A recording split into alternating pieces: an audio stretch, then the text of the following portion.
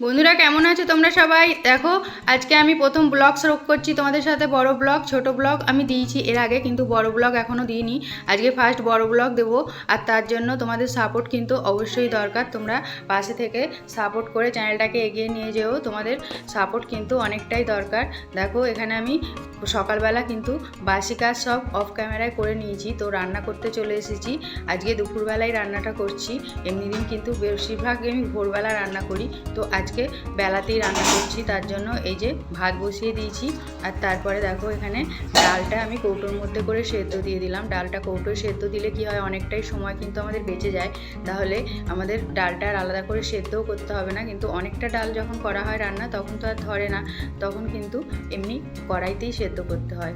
তো তারপরে আজকে একটু ওল সেদ্ধও খাবো, ওলটা ভাতে দিয়ে দিয়েছি। প্রেসার কুকারে সেদ্ধ করি অন্যদিন, বেশিরভাগ ভাতটা কালো হয়ে যাওয়ার ভয়ে আজকে ভাবলাম যে প্রেসার কুকারে আর দেবো না, ভাতের মধ্যেই দিয়ে দিই। তারপরে এই যে কতগুলো ভাত ছিল কালকে জল দেয়া, কালকে আর ফ্রিজে রাখিনি ভাতটা, অল্প ভাত ছিল আর জল দেয়া ভাত অনেক দিন খাওয়া হয়নি, তাই ভাবলাম যে আজকে একটু জল দেয়া ভাত খাই। আর জল দেয়া ভাত খেতে কিন্তু গরমে খুবই ভালো লাগে, জানো তো। মাঝে সাঝে সবসময় ভালো লাগে না ভাতটা খেতে, তো আবার আমার মুড়িটাও সবসময় খেতে ভালো লাগে না। মাঝে সাঝে একটু মনে হয় হালকা পাতলা কিছু হলেও ভালো হয়। তো আজকে দুটো অল্পই একদম ভাত ছিল, আমি ভাবলাম ভাত দুটো পেঁয়াজ আর কাঁচা লঙ্কা দিয়ে খেয়েই নিই। খেয়ে দেখলাম কিন্তু দারুণ টেস্ট লাগলো, অনেকদিন পর খেলাম বলে।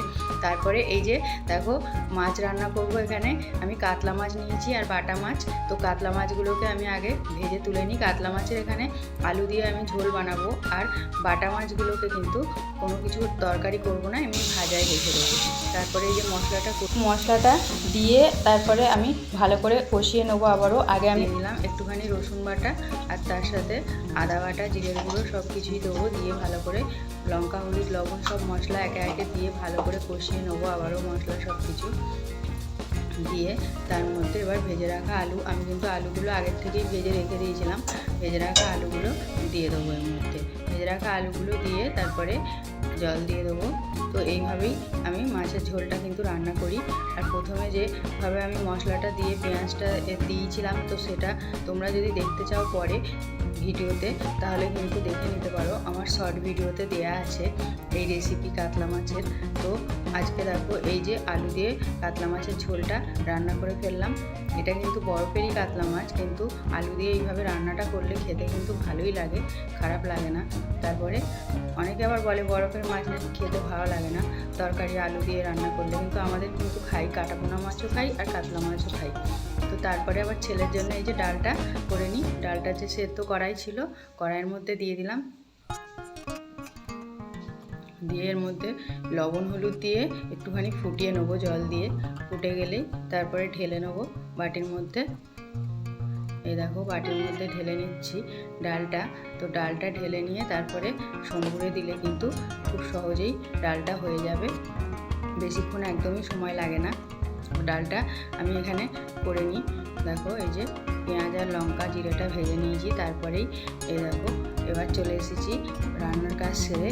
বাসনগুলোকে কিন্তু আমি ধুয়ে নিয়েছি অফ ক্যামেরায়। তারপরে এখানে চলে এলাম বিছানাটা ঠিক করতে। ছেলের ঘরে বিছানার চাদরটা কেচে দিয়েছিলাম, তো এটাকে পেতে নিই। এটাকে ভালো করে একটু গুছিয়ে রাখলে কিন্তু ঘর ভালোই লাগে। আর মাঝে সাঝে একটু বিছানার চাদর এগুলো ভালো করে একটু গুছিয়ে, এই ঘরটা যদিও বা অতটা শোয়া হয় না, কিন্তু তাও ভালো করে একটু গুছিয়েই রাখি। আমি একটু মাঝে সাঝে শুই, সবাই মাঝে সাঝে একবার করে একটু শোয় কিন্তু। তো তারপরে চাদরটাকেও এই যে ভাবলাম ভাঁজ করে ফেলে একটু, যেহেতু জড়ো জড়ো হয়ে আছে এই চাদরটা, এমনিতেই একটু মনে হয় যেন জড়ো জড়ো। এই চাদরটা না ভেলভেটের চাদর, তার জন্য যেন কীরকম একটা জড়ো জড়ো ভাব। তো সব কিছু গুছিয়ে রাখলে দেখতেও ভালো লাগে ঘর। দেখো গুছিয়ে ফেললাম এখানে। তারপরে আমি আলনার সব জামা কাপড়গুলো অনেকটাই বাইরে ছিল দড়িত, তো জামা কাপড়গুলো নিয়ে বসে পড়েছি। এগুলোকেও আজকে ভাঁজ করে সব গুছিয়ে রাখবো। অনেকদিন ধরেই ভাবছি সব ভাঁজ করবো, আর রোজকারই ভাঁজ করা এত মানে কি বলবো, নোংরা করে চারিদিক, যেখানে পারবে জামা কাপড় সেখানেই ফেলে রাখবে, বিছানার উপরে, চেয়ারে, সারাদিন গুছোতেই কিন্তু দিন শেষ হয়ে যায় জানো তো। কখন মানে কাজ যেন মনে হয় যেন আর শেষই হচ্ছে না, এত কাজের চাপ, সকাল থেকে উঠে ভোর থেকে সেই দুপুর পর্যন্ত একদম বসার সময়ই পাই না, একভাবে কাজ করে যেতে হয়।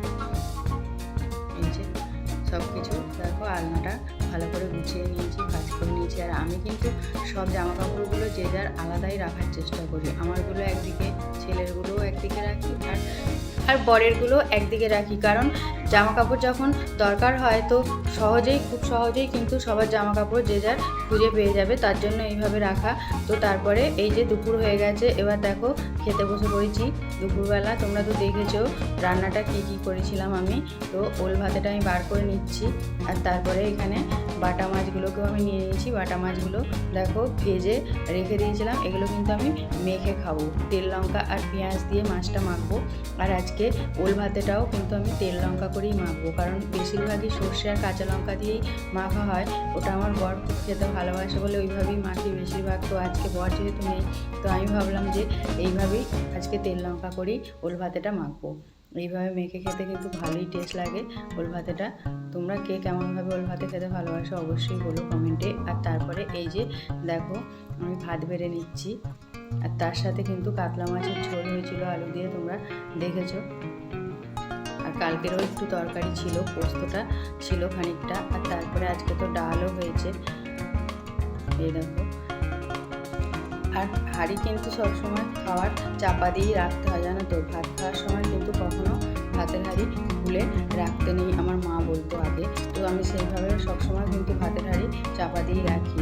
তারপরে দেখো এই যে ভাতটা আমি খেয়ে নিতে বসে পড়লাম। এখানে কিন্তু আগে আমি ওল ভাতে দিয়েই খাবো। আর ওল ভাতেটা এত টেস্ট হয়েছিল যে মনে হচ্ছে যেন অন্য তরকারি আর দরকারি হবে না, এত টেস্ট হয়েছে সত্যি কথা। আর মাছ মাখা দিয়েই মনে হয় ভাত খাওয়া হয়ে যাবে।